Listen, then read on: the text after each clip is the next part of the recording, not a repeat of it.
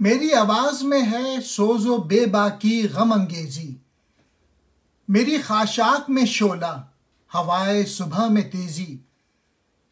तही है इश्क सामा से मगर रखता है एक तीशा, पहाड़ों का जिगर चीरे नहीं गो खूने परवेजी।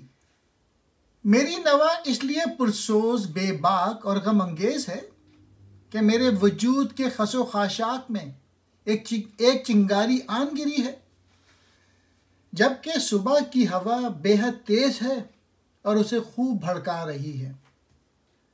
अगरचे इश्क के पास सरोसामा नहीं होता, मगर वो तीशा ज़रूर रखता है जो पहाड़ का सीना चीर देता है, लेकिन परवेज़ के खून से पाक रहता है।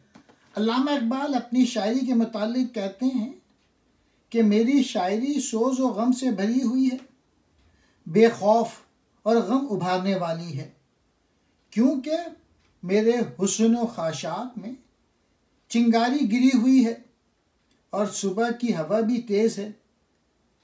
इस तेज़ हवा से आग भड़क उठेगी और मुझे हर अलाई से पाक कर देगी। इश्क के पास कोई सामान नहीं होता, लेकिन वो ऐसा तीशा ज़रूर रखता है जिससे पहाड़ का सीना चीर देता है, लेकिन परवेज़ के खून से भी पाक रहता है।